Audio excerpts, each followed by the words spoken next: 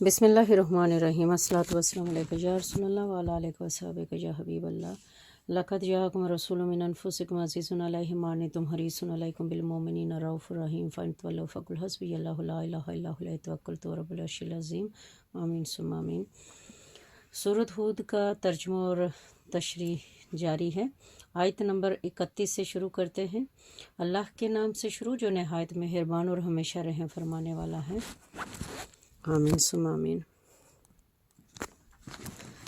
اور میں تم سے یہ نہیں کہتا کہ میرے پاس اللہ کے خزانے ہیں، یعنی میں بے حد دولت مند ہوں، اور نہ یہ کہ میں اللہ کے بتائے بغیر خود غیب جانتا ہوں، اور نہ میں یہ کہتا ہوں کہ میں انسان نہیں فرشتہ ہوں۔ میری دعوت کرشماتی دعووں پر مبنی نہیں ہے، اور نہ ان لوگوں کی نسبت جنہیں تمہاری نگاہیں حقیر جان رہی ہیں۔ یہ کہتا ہوں کہ اللہ انہیں ہرگز کوئی بھلائی نہ دے گا۔ یہ اللہ کا امر اور ہر شخص کا نصیب ہے۔ اللہ بہتر جانتا ہے جو کچھ ان کے دلوں میں ہے۔ اگر ایسا کہوں تو بے شک میں اسی وقت ظالموں میں سے ہو جاؤں گا۔ وہ کہنے لگے کہ اے نوح، بے شک تم ہم سے جھگڑ چکے، سو تم نے ہم سے بہت جھگڑا کر لیا، بس اب ہمارے پاس وہ عذاب لے آؤ جس کا تم ہم سے وعدہ کرتے ہو، اگر تم واقعی سچے ہو۔ نوح علیہ السلام نے کہا کہ وہ عذاب تو بس اللہ ہی تم پر لائے گا اگر اس نے چاہا، اور تم اسے عاجز نہیں کر سکتے، اور میری نصیحت بھی تمہیں نفع نہ دے گی، خواہ میں تمہیں نصیحت کرنے کا ارادہ کروں، اگر اللہ نے تمہیں گمراہ کرنے کا ارادہ فرما لیا ہو۔ وہ تمہارا رب ہے اور تم اسی کی طرف لوٹائے جاؤ گے۔ اے حبیب مکرم، کیا یہ لوگ کہتے ہیں کہ پیغمبر نے اس قرآن کو خود گھڑ لیا ہے؟ فرما دیجئے کہ اگر میں نے اسے گھڑ لیا ہے تو میرے جرم کا وبال مجھ پر ہوگا، اور میں اس سے بری ہوں جو جرم تم کر رہے ہو۔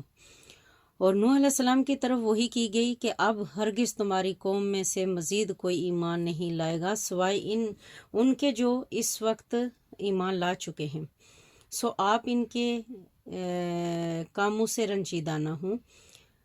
تم ہمارے حکم کے مطابق ہمارے سامنے ایک کشتی بناؤ، اور ظالموں کے بارے میں مجھ سے کوئی بات نہ کرنا، وہ ضرور غرق کیے جائیں گے۔ اور نوح علیہ السلام کشتی بناتے رہے، اور جب بھی ان کی قوم کے سردار ان کے پاس سے گزرتے ان کا مذاق اڑاتے۔ نوح علیہ السلام انہیں جواباً کہتے کہ اگر آج تم ہم سے مذاق کرتے ہو تو کل ہم بھی تم سے مذاق کریں گے، جیسے تم تمسخر کر رہے ہو۔ سو تم عنقریب جان لوگے کہ کس پر دنیا میں ہی عذاب آتا ہے جو اسے ذلیل و رسوا کر دے گا، اور پھر آخرت میں بھی کس پر ہمیشہ قائم رہنے والا عذاب اترتا ہے، یہاں تک کہ جب ہمارا حکم عذاب آ پہنچا اور تنور پانی کے چشموں کی طرح جوش سے ابلنے لگا، ہم نے فرمایا اے نوح، اس کشتی میں ہر جنس میں سے نر اور مادہ 2 عدد پر مشتمل جوڑا سوار کر لو، اور اپنے گھر والوں کو بھی لے لو، سوائے ان کے جن پر ہلاکت کا فرمان پہلے سے صادر ہو چکا ہے، اور جو کوئی ایمان لے آیا اسے بھی ساتھ لے لو، اور چند لوگوں کے سوا ان کے ساتھ کوئی ایمان نہیں لایا تھا۔ اور نوح علیہ السلام نے کہا کہ تم لوگ اس میں سوار ہو جاؤ، اللہ ہی کے نام سے اس کا چلنا اور اس کا ٹھہرنا ہے، بے شک میرا رب بڑا بخشنے والا نہایت مہربان ہے۔ اور وہ کشتی پہاڑوں جیسی طوفانی لہروں میں انہیں لیے چلتی جا رہی تھی کہ نوح علیہ السلام نے اپنے بیٹے کو پکارا، اور وہ ان سے الگ کافروں کے ساتھ کھڑا تھا۔ اے میرے بیٹے، ہمارے ساتھ سوار ہو جا اور کافروں کے ساتھ نہ رہ۔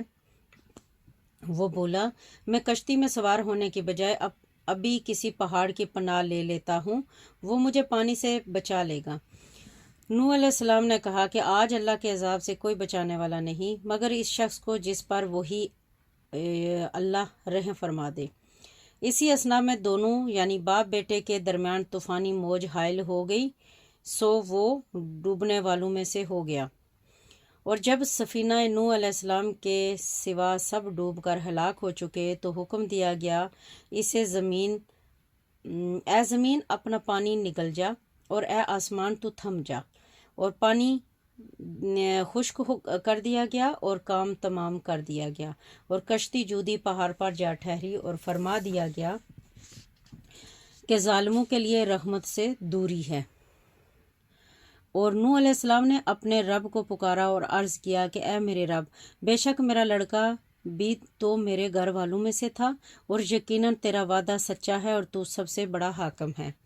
ارشاد ہوا، اے نوح، بے شک وہ تیرے گھر والوں میں شامل نہیں، کیونکہ اس کے عمل اچھے نہ تھے۔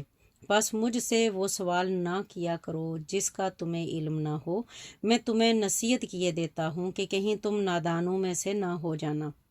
نوح علیہ السلام نے عرض کیا کہ اے میرے رب، میں اس بات سے تیری پناہ چاہتا ہوں کہ تجھ سے وہ سوال کروں جس کا مجھے کچھ علم نہ ہو، اور اگر تو مجھے نہ بخشے گا اور مجھ پر رحم نہ فرمائے گا تو میں نقصان اٹھانے والوں میں سے ہو جاؤں گا۔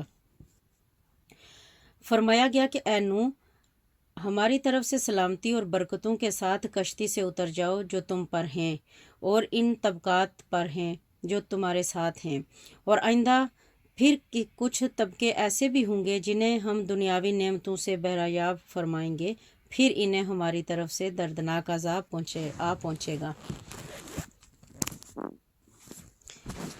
یہ بیان ان غیب کی خبروں میں سے ہے جو ہم آپ کی طرف وحی کرتے ہیں۔ اس سے قبل نہ آپ انہیں جانتے تھے اور نہ آپ کی قوم، پس آپ صبر کریں، بے شک بہتر انجام پرہیزگاروں ہی کے لیے ہے۔ اور ہم نے قوم عاد کی طرف ان کے بھائی ہود علیہ السلام کو بھیجا۔ انہوں نے کہا کہ اے میری قوم، اللہ کی عبادت کرو، اس کے سوا تمہارے لیے کوئی بھی معبود نہیں، تم اللہ پر شریک رکھنے کا محض بہتان باندھنے والے ہو۔ اے میری قوم، میں اس تبلیغ پر تم سے کوئی بھی اجر نہیں مانگتا، میرا اجر فقط اس کے ذمہ کرم پر ہے جس نے مجھے پیدا فرمایا ہے۔ کیا تم عقل سے کام نہیں لیتے؟ اور اے لوگو، تم اپنے رب سے گناہوں کی بخشش مانگو، پھر اس کے جناب میں صدقے دل سے رجوع کرو، وہ تم پر آسمان سے موسلا دھار بارش بھیجے گا اور تمہاری قوت پر قوت بڑھائے گا، اور تم مجرم بنتے ہوئے اس سے روگردانی نہ کرنا۔ وہ بولے، اے ہود، تم ہمارے پاس کوئی واضح دلیل لے کر نہیں آئے ہو، اور نہ ہم تمہارے کہنے سے اپنے معبودوں کو چھوڑنے والے ہیں، اور نہ ہی ہم تم پر ایمان لانے والے ہیں۔ ہم اس کے سوا کچھ نہیں کہہ سکتے۔ ہمارے معبودوں میں سے کسی نے تمہیں دماغی خلل کی بیماری میں مبتلا کر دیا ہے؟ ہود علیہ السلام نے کہا کہ بے شک میں اللہ کو گواہ بناتا ہوں اور تم بھی گواہ رہو کہ میں ان سے لا تعلق ہوں جنہیں تم شریک گردانتے ہو۔ اس اللہ کے سوا تم سب مل کر میرے خلاف کوئی تدبیر کر لو، پھر مجھے مہلت بھی نہ دو۔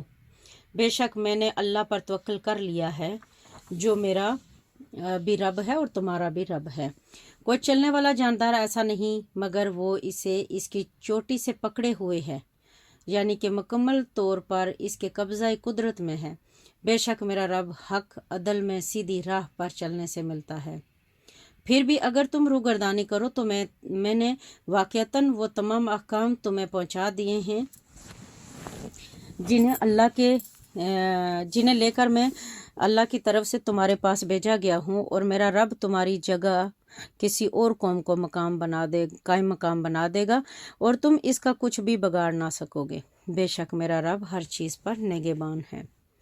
اور جب ہمارا حکم عذاب آ پہنچا تو ہم نے ہود علیہ السلام کو اور ان کے ساتھ ایمان والوں کو اپنی رحمت سے بچا لیا، اور ہم نے انہیں سخت عذاب سے نجات بخشی۔ اور یہ قوم عاد ہے جنہوں نے اپنے رب کی آیتوں کا انکار کیا اور اپنے رسولوں کی نافرمانی کی، اور ہر جابر اور متکبر دشمن حق کے حکم کی پیروی کی، اور اس دنیا میں بھی ان کے پیچھے لعنت لگا دی گئی اور قیامت کے دن بھی لگی رہے گی۔ یاد رکھو کہ قوم عاد نے اپنے رب کے ساتھ کفر کیا تھا۔ خبردار، ہود علیہ السلام کی قوم عاد کے لیے رحمت سے دوری ہے۔